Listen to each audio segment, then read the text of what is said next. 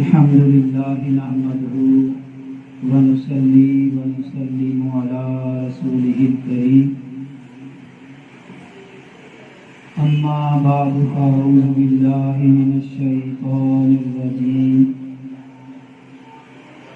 بسم الله الرحمن الرحيم وفديناه بذبح عظيم وقال الله تعالى في مقام آخر أن اشكر لي ولوالديك آمنت بالله صدق الله العظيم قال الله تبارك وتعالى في شان حبيبه مخبرا وآمرا إن الله وملائكته يصلون على النبي يا أيها الذين آمنوا صلوا عليه وسلموا تسليما الصلاة والسلام عليك يا سيدي يا رسول الله وعلى آلك وأصحابك يا حبيب الله الصلاة والسلام عليك يا نبي الله وعلى آلك وأصحابك يا خاتم النبيين اللہ تبارک و تعالی جل جلالہ وعظم نوالہ وأتم برہانہ وعظم شانہ کی حمد و ثنا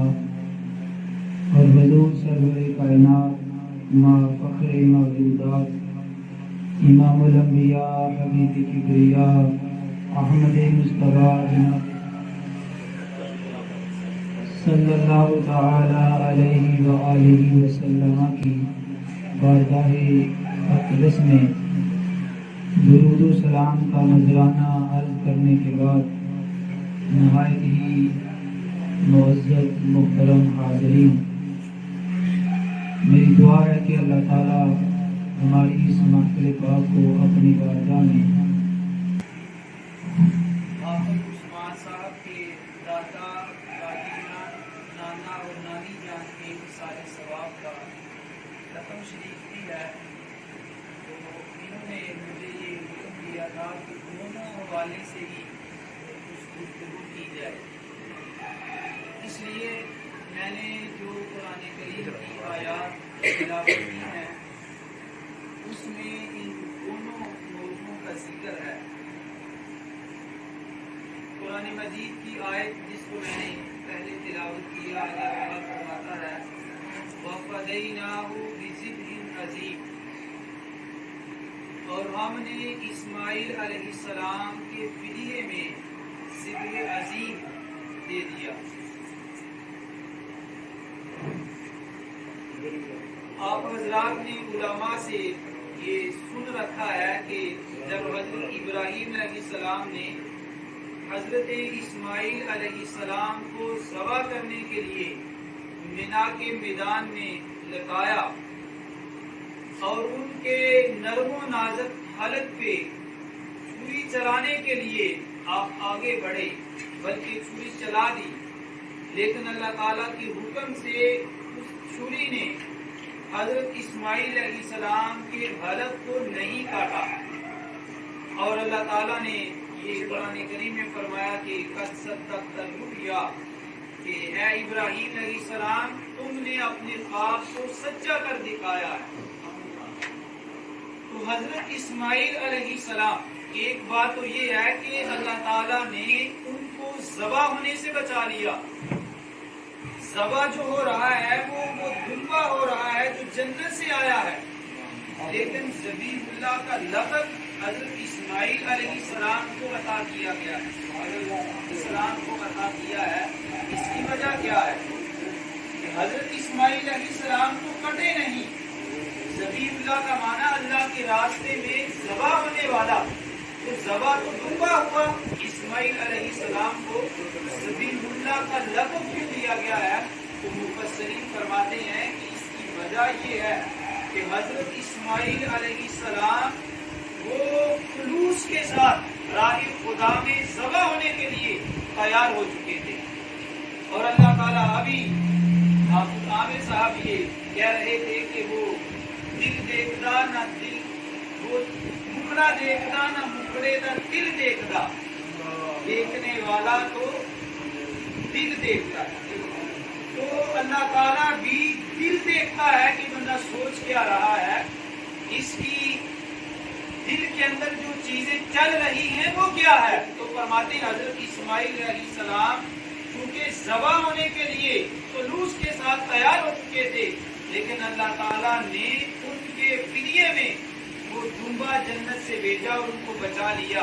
اور ذبیح اللہ کا لقب اللہ تعالیٰ نے ان کو عطا کر دیا۔ اور پھر اس میں ایک دوسری بات وہ یہ ہے کہ اللہ تعالیٰ نے فرمایا ہم نے اسماعیل علیہ السلام کے فدیے میں ذبح عظیم دیا ہے۔ اب حضرت اسماعیل علیہ السلام اللہ کے نبی ہیں، اور جو ان کے فدیے میں ذبح ہو رہا ہے جسے رب تعالیٰ ذبح عظیم فرما رہا ہے، جو ہم جانتے ہیں وہ تو دمبا ہے، اور وہ ایک جانور ہے، جنتی جانور ہے، لیکن اسے ذبح عظیم رب تعالیٰ نے فرمایا ہے۔ اس کی کیا وجہ ہے؟ تو مفسرین فرماتے ہیں، بلکہ حضرت امام جعفر صادق رضی اللہ تعالیٰ عنہ جو اہل بیت رضوان میں سے ہیں، آپ فرماتے ہیں کہ ابراہیم علیہ السلام کو جب اللہ تعالیٰ نے حضرت اسماعیل علیہ السلام کو ذبح کرنے سے روکا اور ان کو بچا لیا، حضرت اسماعیل علیہ السلام کی جگہ پہ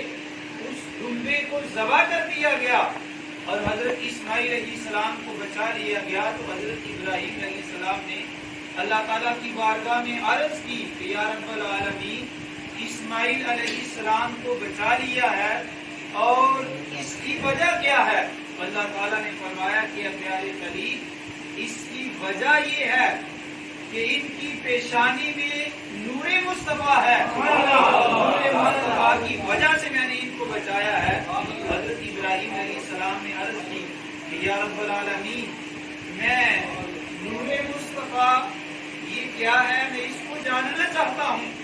اور نبی الانبیاء اور نبی فتح المرسلین کا مقام و مرتبہ کیا ہے میں اسے دیکھنا چاہتا ہوں۔ تو فرماتے ہیں کہ اللہ تعالیٰ نے حضرت ابراہیم علیہ السلام کو نبی پاک علیہ السلام کا مقام و مرتبہ، آپ کی اولاد اور آپ کے اصحاب دکھائے۔ حضرت ابراہیم علیہ السلام نے جب آپ کی اولاد کو دیکھا اور ان میں سے حضرت سید الشہداء حضرت امام حسین رضی اللہ تعالیٰ عنہ کو جب دیکھا کہ شہادت کی وجہ سے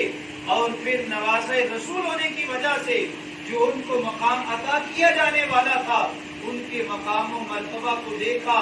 اور ان کے حسن و جمال کو دیکھا، حضرت ابراہیم علیہ السلام کو وہ بھا جاتے ہیں اور وہ اچھے لگتے ہیں۔ عرض کی مولا یہ کون شخص ہے؟ اللہ تعالیٰ نے فرمایا کہ یہ بھی نبی الانبیاء علیہ السلام کی اولاد سے ہے اور تمہارے بیٹے حضرت اسماعیل علیہ السلام کی نسل سے ہے۔ حضرت ابراہیم علیہ السلام نے جب یہ دیکھا تو عرض کرنے لگے یا رب العالمین، پھر تو یہ مجھے اسماعیل علیہ السلام سے بھی زیادہ عزیز ہے۔ اللہ تعالیٰ نے فرمایا اگر یہ تمہیں حسین اسماعیل علیہ السلام سے بھی زیادہ عزیز ہے، پھر ان کے بدلے میں میں نے ان کی قربانی کو قبول کر دیا ہے۔ تو مفسرین فرماتے ہیں کہ ذبح عظیم وہ دمبا نہیں ہے، بلکہ ذبح عظیم سے مراد سیدنا امام حسین رضی اللہ تعالیٰ عنہ ہے۔ اس لیے اللہ تعالیٰ نے فرمایا کہ وَفَدَيْنَاهُ بِذِبْحٍ عَظِيمٍ، کہ ہم نے ان کے فدیے میں ذبح عظیم عطا کر دیا ہے۔ تو اس طرح حضرت امام حسین رضی اللہ تعالیٰ عنہ کی اس قربانی کو جو آج کے دن انہوں نے اللہ تعالیٰ کے دین کو بچانے کی خاطر اور اللہ اس کے رسول کی رضا کی خاطر دی ہے، اس قربانی کو اللہ تعالیٰ نے ذبح عظیم کہا ہے۔ اور پھر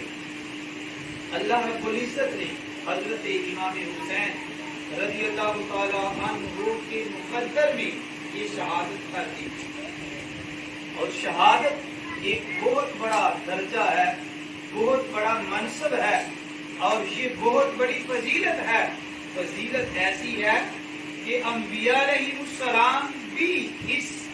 مرتبے کے لیے اللہ سے دعائیں کرتے رہے، اور خود رسول اکرم صلی اللہ علیہ وسلم جو امام الانبیاء ہیں وہ بھی اللہ کی حضور اس مرتبہ شہادت کو حاصل کرنے کے لیے اللہ سے دعائیں کرتے ہیں، بلکہ آپ یہ عرض کیا کرتے تھے کہ میں راہ خدا میں شہید کیا جاؤں، مجھے پھر زندہ کیا جائے اور پھر راہ خدا میں شہید کر دیا جائے، مجھے پھر زندہ کیا جائے اور مجھے پھر راہ خدا میں شہید کر دیا جائے، کہ یہ مرتبہ شہادت اتنی فضیلت والا ہے کہ انبیاء علیہ السلام جو پہلے درجے کے ہیں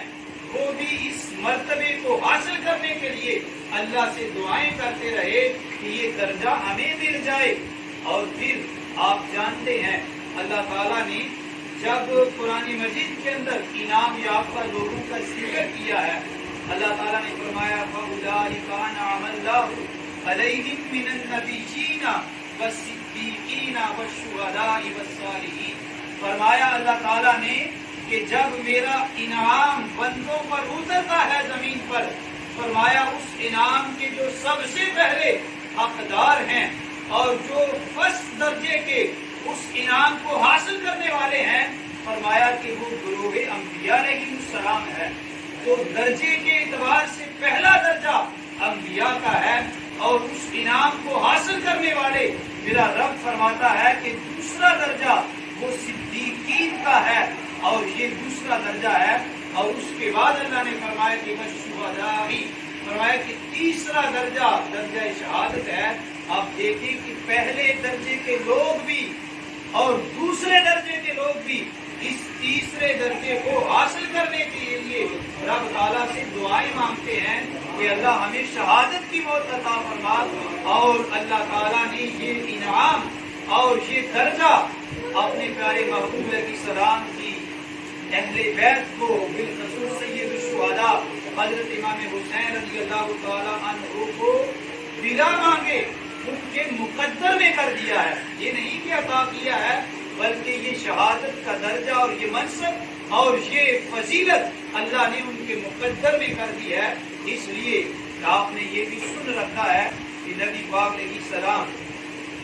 کے پاس حضرت امام حسین رضی اللہ تعالیٰ عنہ کی جب سیدہ فاطمہ کی یہاں ولادت ہوئی اور ان کی عمر ابھی چھوٹی ہے، اور ان کے بارے میں یہ خبریں حضور سید عالم صلی اللہ علیہ وسلم کو عطا کر دی گئی کہ آپ کا یہ نواسا شہید ہوگا، آپ کی امت ہی اسے شہید کر دے گی، یہاں تک کہ مقتل حسین رضی اللہ تعالیٰ عنہ کی مٹی بھی حضور سید عالم صلی اللہ علیہ وسلم کو عطا کر دی گئی، جس سے یہ پتہ چلتا ہے کہ یہ منصب شہادت اور یہ درجہ شہادت اللہ رب العزت نے حضرت امام حسین رضی اللہ تعالی عنہ کے مقدر میں کر دیا تھا کہ جس کی تمنا اور جس کے لیے دعائیں پہلے درجے کے لوگ بھی کرتے رہے۔ اب یہ مطلب نہیں تھا کہ یہ پہلے درجے کے لوگوں کو جو اللہ نے فضیلت عطا کی ہے وہ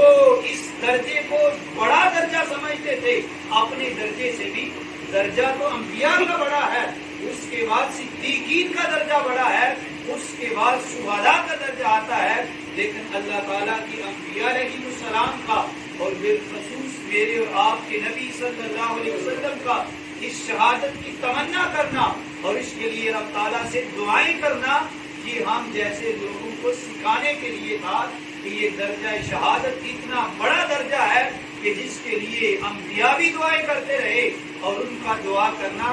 اپنی سنت بنانے کے لیے تھا، تاکہ ہمارے بعد ہمارے امتی جو اللہ سے یہ دعا کرے ان کے لیے یہ سنت بن جائے۔ تو یہ شہادت جو حضرت امام حسین رضی اللہ تعالی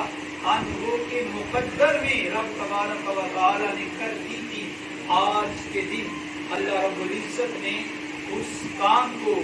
جو ہے وہ قائل تکمیل تک پہنچایا، اور وہ مقام اور مرتبہ حضرت امام حسین رضی اللہ تعالی عنہ کو عطا کر دیا۔ لیکن وہ تو راہ خدا میں شہید ہوئے اور اس درجے کو حاصل کر لیا، اور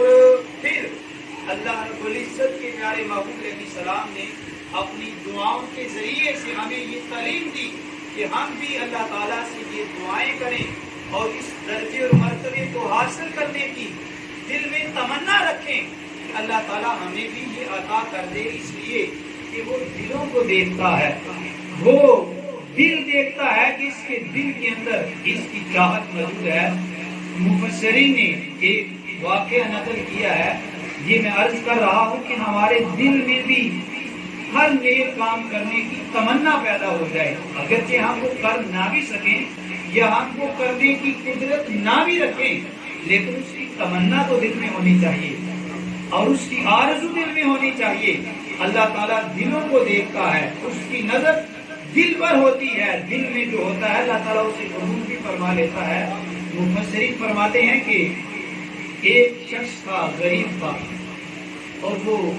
کہیں پہ سفر پہ جا رہا تھا اور اس نے راستے میں بہت بڑا ریت کا ٹیلا دیکھا۔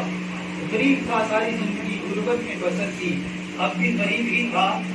اور جب اس نے بڑا ریت کا ٹیلا دیکھا اس کے دل میں یہ تمنا پیدا ہوئی، یہ آرزو پیدا ہوئی کہ کاش اگر میرے پاس اس ٹیلے کے برابر سونا ہوتا تو وہ میں سارا سونا راہ خدا میں خرچ کر دیتا۔ اب وہ غریب تھا لیکن تمنا اس نے اچھی کی ہے، یہ آرزو کا اظہار کیا کہ اگر میرے پاس اتنا سونا ہوتا تو وہ میں اللہ کے راستے میں قربان کر دیتا، خرچ کر دیتا۔ اب اس نے خرچ کیا تو نہیں تھا، لیکن دل کے اندر یہ تمنا سچی تھی، آرزو سچی تھی۔ اللہ یہ جانتا ہے، وہ تو علیم بذات الصدور ہے، اللہ تعالیٰ یہ جانتا ہے کہ یہ بندہ یہ سوچ رہا ہے اگر اسے اتنا سونا دے دیا جاتا اس نے راہ خدا میں خرچ کر دینا تھا۔ اللہ رب العزت نے اس وقت کے نبی کی طرف وحی فرمائی کہ پیارے نبی میرے اس بندے کو یہ خوشخبری دے دو کہ اس نے جو تمنا کی ہے، اگرچہ اس نے وہ ریت کے ٹیلے کے برابر سونا خرچ نہیں کیا، لیکن اس نے چونکہ تمنا کی ہے، اس آرزو کا اظہار کیا ہے، آپ نے اسے یہ ثواب عطا کر دیا۔ اگرچہ اس نے یہ کام نہیں کیا، تمنا کا اظہار کیا ہے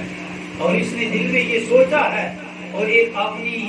عاجزی اور کمزوری کا بھی اظہار کیا ہے کہ مولا میں غریب ہوں، اگر اتنا سونا مجھے دیا ہوتا تو میں تیرے راستے میں قربان کر دیتا۔ اللہ رب العزت دلوں کی باتوں کو جانتا ہے، اس لیے ہمیں بھی نیک کاموں کی تمنا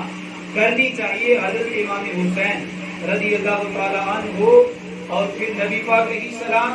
اور پھر آپ کے والد حضرت علی المرتضیٰ، آپ کی والدہ سیدہ فاطمہ الزہرا رضی اللہ تعالیٰ عنہا، جو حضرت امام حسین کی شہادت کے بارے میں سب کچھ جانتے تھے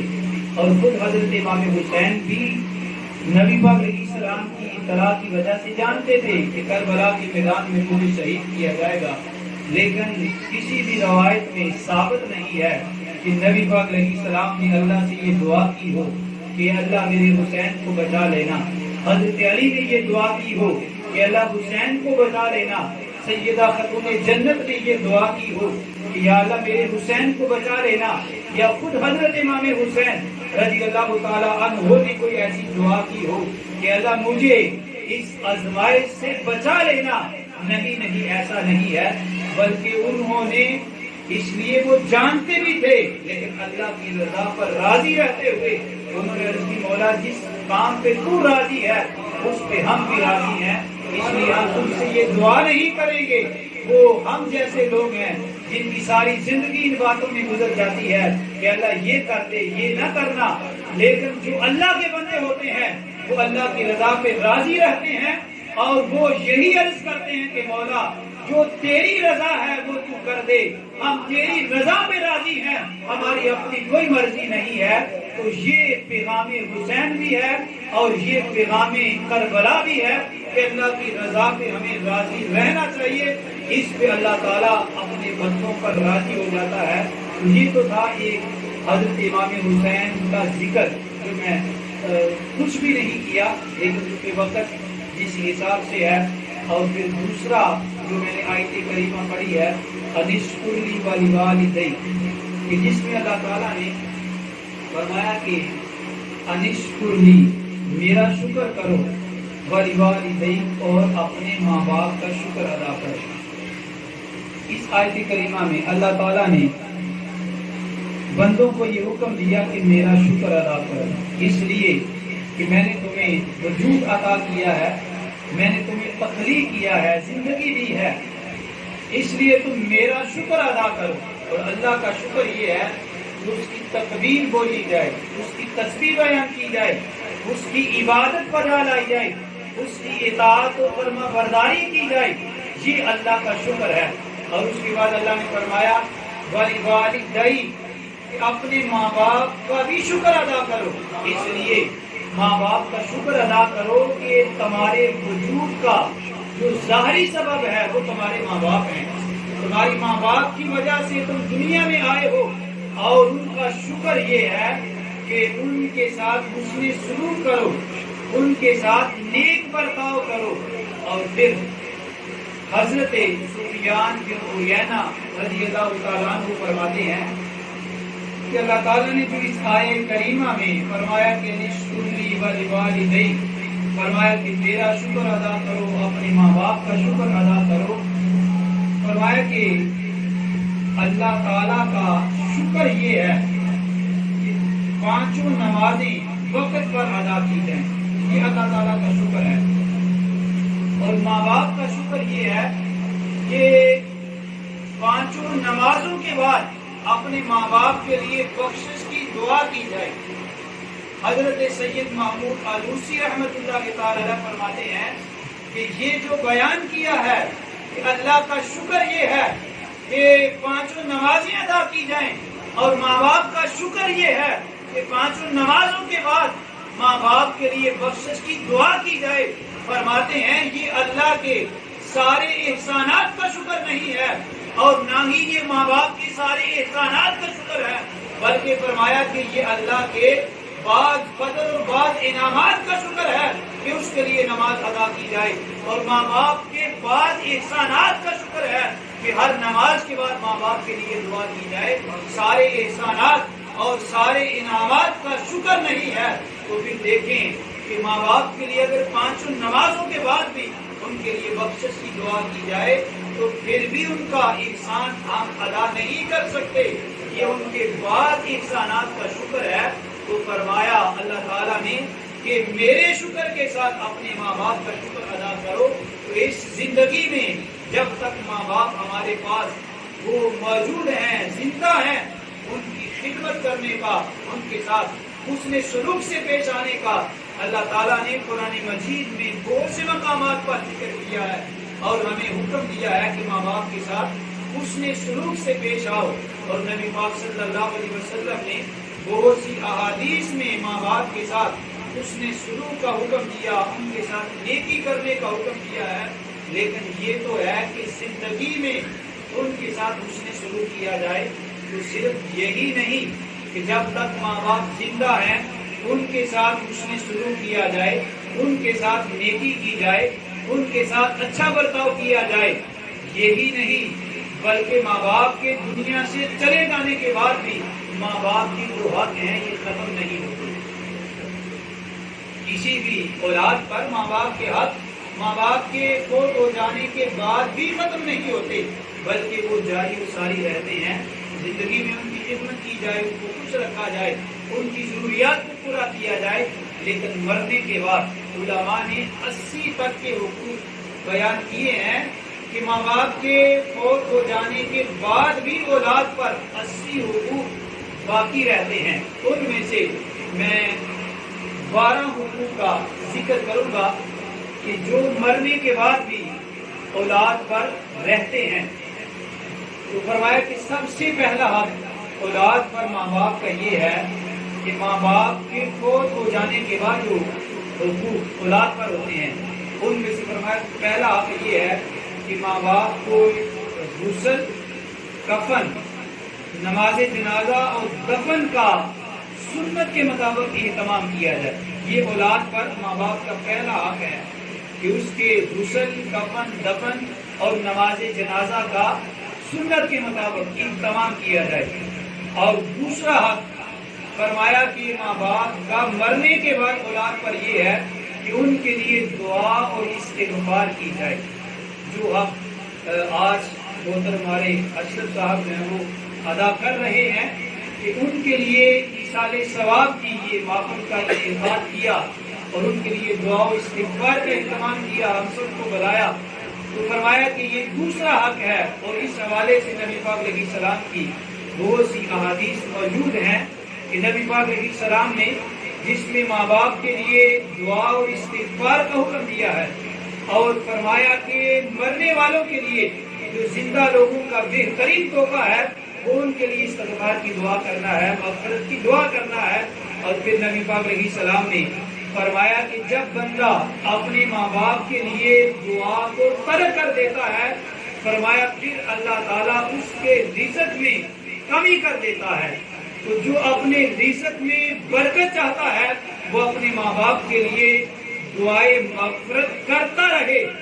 اور ہمیشہ کرتا رہے، اپنے لیے اس کو لازمی اور ضروری سمجھے کہ ان کے لیے دعا اور استغفار کرتا رہے۔ اور فرمایا تیسرا حق ماں باپ کا مرنے کے بعد جو اولاد پر ہے، فرمایا وہ یہ ہے کہ صدقہ خیرات اور دیگر نیک اعمال کے ذریعے سے اپنے ماں باپ کو ان کا ثواب پہنچاتا رہے۔ احادیث میں بہت سی حدیثیں ہیں جن میں نبی پاک علیہ السلام نے صدقہ خیرات کے ذریعے سے ماں باپ کو اور امید کو ایصال ثواب کرنے کا ذکر کیا ہے کہ جو بھی صدقہ خیرات کیا جائے اور جو نیک کام کیا جائے اس کا ثواب ان کو پہنچتا ہے۔ بلکہ حدیث مبارکہ میں نبی پاک علیہ السلام نے فرمایا کہ صدقہ خیرات اور نیک اعمال، صدقہ خیرات کوئی چیز دنیا کا جو مال ہے یہ اللہ کے راستے میں خرچ کر کے یہ اظہار کرنا کہ اس کا ثواب میں اپنے ماں باپ کو پہنچاتا ہوں، اللہ تعالیٰ ان کو وہ ثواب عطا فرماتا ہے۔ اور نیک اعمال ایک تو فرض ہوتے ہیں، جیسے نماز پنجگانہ کے ہم پر فرض ہیں، صاحب نصاب پہ زکوٰۃ فرض ہے، ماہ رمضان کے روزے ہر مسلمان پر فرض ہیں، اور ایسے ہی زندگی میں ایک بار جو صاحب استطاعت شخص ہے اس پر حج کرنا فرض ہے۔ یہ تو فرض عبادات ہیں، لیکن نبی پاک علیہ السلام نے فرمایا کہ ماں باپ کا یہ بھی حق ہے اور مرنے کے بعد ان کے ساتھ یہ نیکی ہے کہ جب تو اپنے لیے نماز پڑھے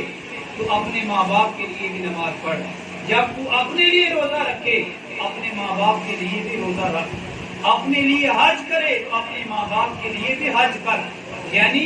ماہ رمضان کے بعد جب تو نفلی روزے اپنے لیے رکھتا ہے، فرمایا نفلی روزے اپنے ماں باپ کے لیے بھی رکھ کہ میں نے یہ جو آج روزہ رکھا ہے اس کا ثواب میرے ماں باپ کو عطا کیا جائے۔ اور ایسے ہی فرض نماز تو پڑھنی ہی ہے، فرمایا جب تو نفلی نماز ادا کرے وہ اپنی نماز کے ساتھ ساتھ اپنے ماں باپ کے لیے بھی نفل نماز ادا کر کہ یاد ہے یہ جو دو نفل میں پڑھنے لگا ہوں اس کا ثواب میرے ماں باپ کو عطا کر۔ ایسے ہی نفلی حج ادا کر کے اس کا ثواب ماں باپ کو عطا کر۔ نبی پاک علیہ السلام فرماتے ہیں کہ جو شخص اپنے ماں باپ کی طرف سے حج کرتا ہے، فرمایا اللہ تعالیٰ ماں باپ کو بھی ثواب عطا فرماتا ہے اور اس حج کرنے والے کو بھی ثواب عطا کرتا ہے۔ بلکہ ایک حدیث مبارکہ میں فرمایا کہ اللہ تعالیٰ اس اولاد کو جو اپنے ماں باپ کے لیے حج کرتی ہے فرض حج کی ادائیگی کے بعد، فرمایا ماں باپ کے لیے جو حج کرتا ہے اللہ اسے قبول فرماتا ہے اور اس حج کرنے والے کو 10 حجوں کا ثواب عطا فرماتا ہے۔ تو یہ ہے تیسرا حق کہ ماں باپ کے لیے ایصال ثواب، صدقہ خیرات، نیک اعمال کو ان کو پہنچایا جائے۔ اور پھر چوتھا حق فرمایا کہ ماں باپ کا یہ ہے کہ ان کی جو وصیت ہے اس کو پورا کیا جائے۔ وصیت مرنے سے پہلے ماں باپ اپنی اولاد کو وصیت کر جاتی ہے۔ مثال کے طور پر باپ نے یا ماں نے یہ وصیت کی کہ میرا یہ جو مال ہے، میری جو جائیداد ہے، اس میں سے آدھی جائیداد فلاں شخص کو دے دینا، یہ فلاں مسجد پہ لگا دینا، فلاں مدرسے کو دے دینا۔ اب یہ شرعاً تو ان پر وصیت کو پورا کرنا، یہ جو وصیت ہے آدھے مال کی، یہ لازم نہیں ہے، اس لیے کہ شریعت نے تہائی مال پر جو وصیت ہے وہ نافذ العمل کی ہے، یعنی یہ ضروری ہے کہ جو اس شخص نے مال چھوڑا اس کا جو تیسرا حصہ ہے وصیت کے مطابق عمل کرتے ہوئے وہ اللہ کے راستے میں خرچ کر دی جائے۔ لیکن باپ نے یا ماں نے یہ کہا تھا کہ میں نے جو جائیداد چھوڑی ہے یہ آدھی جائیداد یہ تم نے راہ خدا میں خرچ کر دینی ہے،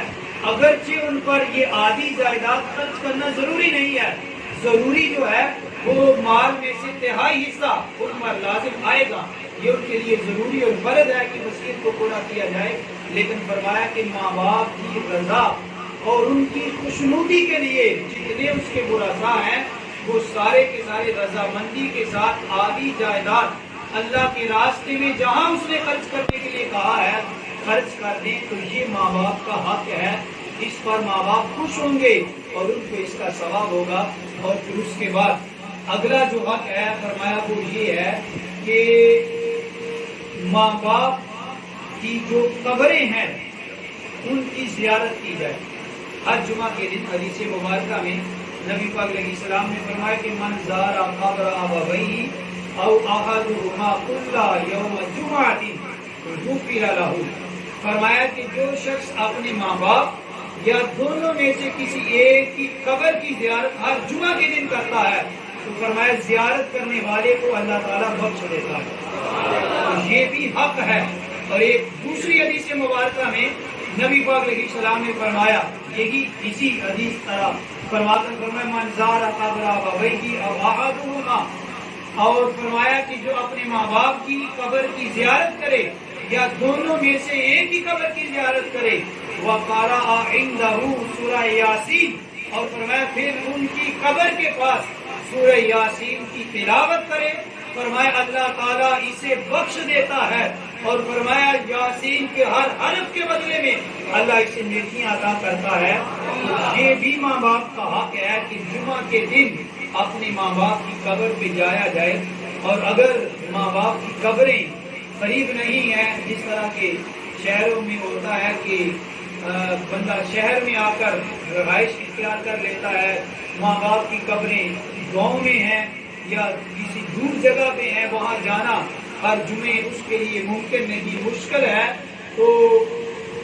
علماء فرماتے ہیں کہ وہ پھر بھی ہر جمعہ کے دن سورہ یاسین پڑھ کر اپنے ماں باپ کے لیے اِیصال ثواب کرے، تو اللہ تعالیٰ کے فضل و کرم سے امید ہے کہ اللہ تعالیٰ اس عمل سے بھی اسے اس کا ثواب عطا فرمائے گا۔ تو ماں باپ کے لیے ان کی قبروں کی زیارت کرنا، اور اس سے ماں باپ خوش بھی ہوتے ہیں۔ ایک روایت ہے اعلیٰ حضرت نے جس کو لکھا ہے امام محدث ابن جوزی نے لکھا ہے، اور فرماتے ہیں کہ ایک شخص اپنے بیٹے کے ساتھ کہیں سفر پہ تھا، اور سفر کے دوران ہی اس شخص کی وفات ہو جاتی ہے۔ بیٹے نے اسی جنگل میں جہاں پر وہ سفر کر رہے تھے ایک درخت کے نیچے ان کو دفن کر دیا، اور وہ آگے چلا گیا کام کے بعد جب واپس آیا تو اسی جگہ سے جب گزرا رات کا وقت تھا اور رات ہو چکی تھی، وہاں وہ آرام کے لیے لیٹ جاتا ہے، لیکن اپنے باپ کی قبر پر وہ حاضر نہیں ہوا، تو خواب کے اندر اس کا باپ آتا ہے اور آ کر کہنے لگا کہ بیٹا اسی جس جگہ پہ تو آرام کر رہا ہے اس کے قریب ہی ایک شخص قبر میں مدفون ہے، اور جس کے پاس آنا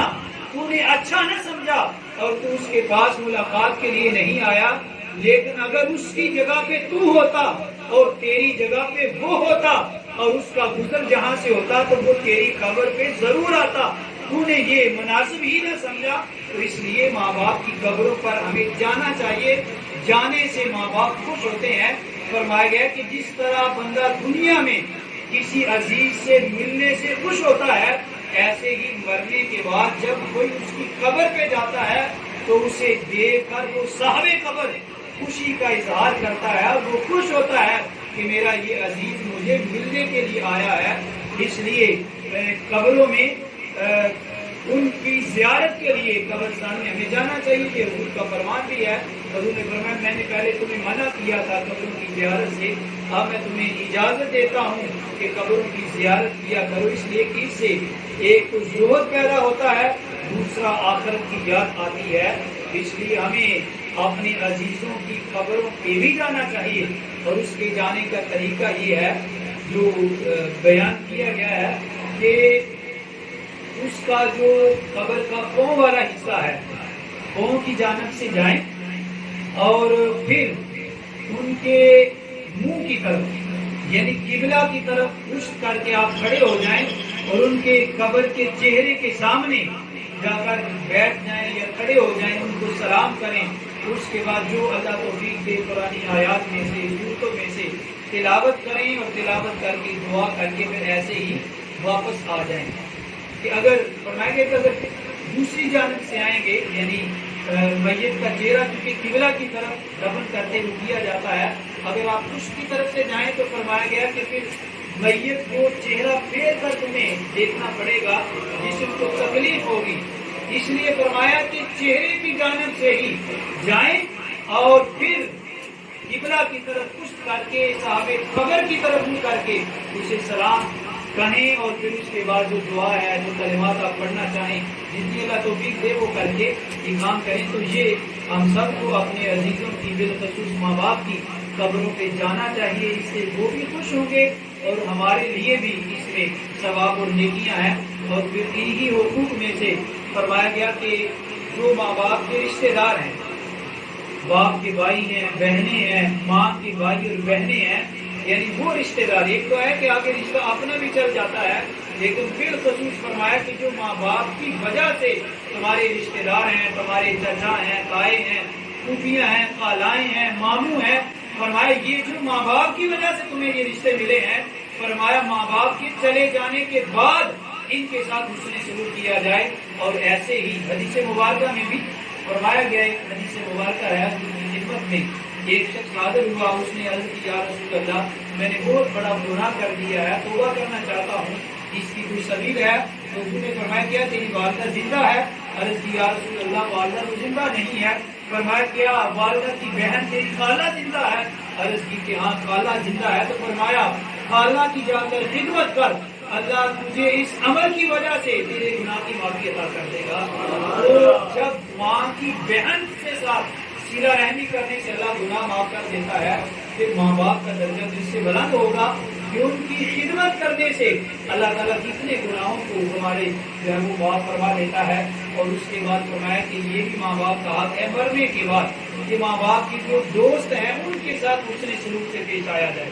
ماں کے باپ کے جو دوست ہیں ان سے نیکی کی جائے، ان کے ساتھ حسن سلوک کیا جائے۔ حضرت ابو بردہ رضی اللہ تعالیٰ عنہ فرماتے ہیں کہ میں مدینہ منورہ میں آیا تو حضرت عبداللہ ابن عمر یعنی حضرت فاروق اعظم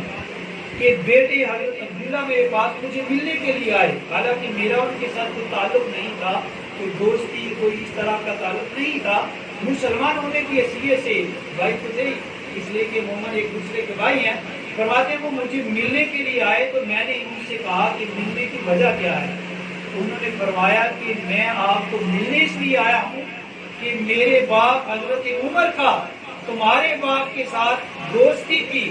اور اس دوستی کو نبھاتے ہوئے میں تمہارے ساتھ میں ملنے کے لیے آیا ہوں، اس لیے کہ تمہارا باپ میرے باپ کا دوست تھا، اس لیے میں تمہیں ملنے آیا ہوں۔ پھر ایسے ہی حضرت عبداللہ ابن عمر ایک سفر پر تھے، سواری پر سوار تھے، سر پہ امامہ سجایا ہوا ہے، تو راستے میں ایک دیہاتی شخص ملا تو آپ کے ساتھ آپ کا غلام بھی تھا۔ حضرت عبداللہ ابن عمر رضی اللہ تعالیٰ عنہ سواری سے نیچے اترے، اس دیہاتی شخص کو ملے اور اسے کچھ امید کہا، سر کا امامہ اتار کر اسے عطا کر دیا۔ غلام نے کہا کہ حضور یہ دیہاتی شخص ہے، اس کے لیے آپ کا سواری سے اتر کر ملنا اس کے لیے بہت بڑا مقام تھا اور اس کے لیے خوشی کا مقام تھا کہ حضرت عبداللہ ابن عمر جیسا شخص سواری سے اتر کر ان کو مل رہا ہے تو اتنا ہی کافی تھا، لیکن آپ کا اس کو دستار بھی عطا کر دینا۔ حضرت عبداللہ ابن عمر فرمانے لگے اس کی وجہ یہ ہے کہ یہ میرے باپ کا دوست ہے اور میں نے دوستی کا لحاظ رکھا ہے، اس لیے میں نے ان کے ساتھ یہ حسن سلوک کیا ہے کہ باپ کے دوست پر بھی جو ہے حضرت عبداللہ ابن عمر ان کے حق کو ادا کرتے ہوئے ایک تو سواری سے اتر کر حضرت عبداللہ ابن عمر کا بہت بڑا مقام ہے، یہ فقیہ صحابہ میں سے ہیں، لیکن ایک دیہاتی شخص کے لیے سواری سے اتر رہے ہیں، اپنا امامہ اتار کر اسے عطا کر رہے ہیں۔ فرمایا کہ ماں باپ کے دوستوں کے ساتھ بھی حسن سلوک سے پیش آیا جائے۔ اور پھر ایسے ہی حضور نے فرمایا کہ ایک حق ماں باپ کے مرنے کے بعد یہ بھی ہے کہ کسی کے ماں باپ کو گالی دے کر اپنے ماں باپ کو گالی دلانے کا سبب نہ بنا۔ حدیث میں حضور نے فرمایا کہ ایک وقت آئے گا لوگ اپنے ماں باپ کو گالیاں دیں گے. عرض کی یا رسول اللہ ایسا وقت بھی آئے گا کہ لوگ اپنے ماں باپ کو گالیاں دیں گے؟ وہ زمانہ تو آ چکا ہے. آج کئی لوگ ایسے ہیں بچے جو ماں باپ کو گالیاں بھی دیتے ہیں، لیکن نبی پاک علیہ السلام نے فرمایا کہ ہاں ایسا وقت بھی آئے گا. فرمایا وہ یہ ہے کہ جب کوئی کسی کی ماں کو گالی دے گا اور پھر بدلے میں وہ اس کی ماں کو گالی دے گا، تو اس کی ماں کو جو گالی دی گئی ہے اس کا سبب یہ خود بنا ہے. نہ یہ کسی کے ماں باپ کو گالی دیتا، نہ وہ اس کی ماں باپ کو گالی دیتا. فرمایا اس لیے کسی کے ماں باپ کو گالی دے کر اپنی ماں باپ کو گالی کا سبب نہ بنو. یہ ماں باپ کا حق ہے مرنے کے بعد. اگر تم ایسے دوسروں کے ماں باپ کو گالیاں دو گے، تمہارے ماں باپ کو بھی گالیاں پڑیں گی اور پھر وہ قبر میں تم سے غمگین اور ناراض ہوں گے کہ تمہاری وجہ سے ہمیں گالیاں دی جا رہی ہیں، ہم تو دنیا میں زندہ بھی نہیں ہیں. اور پھر جو ان میں سے ایک حق ہے جو سب سے بڑا اہم اور ضروری ہے، جسے مجھے اور آپ کو اس پر ضرور عمل کرنا چاہیے، اور یہ سب سے بڑا حق ہے، وہ کیا ہے؟ فرمایا وہ یہ ہے کہ ماں باپ کے مرنے کے بعد کوئی گناہ کر کے اپنے ماں باپ کو رنجیدہ نہ کیا جائے. اس لیے کہ بندے کے اعمال ماں باپ کے پاس پیش کیے جاتے ہیں. فرمایا جب ماں باپ کوئی نیکی دیکھتے ہیں تو وہ خوش ہوتے ہیں، جب کوئی گناہ دیکھتے ہیں پھر وہ پریشان، رنجیدہ اور غم زدہ ہوتے ہیں. حدیث مبارکہ میں نبی پاک علیہ السلام نے فرمایا کہ تورد الاعمال یوم الاثنین والخمیس علی اللہ تعالی. فرمایا کہ تمہارے اعمال ہر پیر اور جمعرات کے دن اللہ تعالیٰ کی بارگاہ میں پیش کیے جاتے ہیں. ہر پیر اور جمعرات کے دن تمہارے اعمال اللہ کی بارگاہ میں پیش کیے جاتے ہیں. اور فرمایا اللہ تعالیٰ گناہوں کو دیکھتا ہے. اس لیے یہ کہا گیا ہے کہ اگر بندے سے کوئی گناہ سرزد ہو جائے تو وہ پیر سے پہلے اللہ سے معافی مانگ لے. ہو سکتا ہے اللہ تعالیٰ گناہ کو معاف کر دے اور وہ اس کے نامہ اعمال سے مٹ جائے اور وہ اللہ کی بارگاہ میں پیش نہ ہو. اور ایسے جمعرات سے پہلے اللہ سے معافی مانگ لے اور ہو سکتا ہے اللہ اس کو معاف کر کر اس کا گناہ مٹا دے اور نامہ اعمال اس کا گناہ سے صاف ہو جائے، اللہ کی بارگاہ میں پیش ہو جائے. اور پھر فرمایا کہ وَتُورَدُ عَلَى الْأَنْبِيَاءِ وَعَلَى الْآبَاءِ وَعَلَى الْأُمَّهَاتِ یوم الجمعہ. فرمایا کہ پھر جمعہ کے دن انبیاء علیہ السلام باپ اور ماں کی بارگاہ میں بندے کے اعمال پیش کیے جاتے ہیں. اور فرمایا کہ جب ماں باپ انبیاء علیہ السلام، جب نبی اپنی امتی کے برے اعمال کو دیکھتا ہے اللہ سے مغفرت طلب کرتا ہے، اگر اچھے اعمال کو دیکھتا ہے تو پھر وہ اس پہ خوشی کا اظہار کرتا ہے، اس کے لیے برکت کی دعائیں کرتے ہیں. اور فرمایا جب ماں باپ اپنی اولاد کے نیک اعمال کو دیکھتے ہیں، فرمایا پھر ان کا چہرہ خوشی سے چمک جاتا ہے اور چہرے میں روشنی آ جاتی ہے اور پھر وہ خوشی کا اظہار بھی کرتے ہیں. لیکن فرمایا جب وہ برائی دیکھتے ہیں، گناہ کو دیکھتے ہیں تو پھر وہ رنجیدہ ہو جاتے ہیں، غم زدہ ہو جاتے ہیں. تو فرمایا اس لیے ماں باپ کے فوت ہو جانے کے بعد جو سب سے بڑا حق اولاد پر ہے وہ یہ ہے کہ اپنے آپ کو گناہوں سے بچا کر اور نیک اعمال میں مصروف کر کے قبروں میں اپنے ماں باپ کو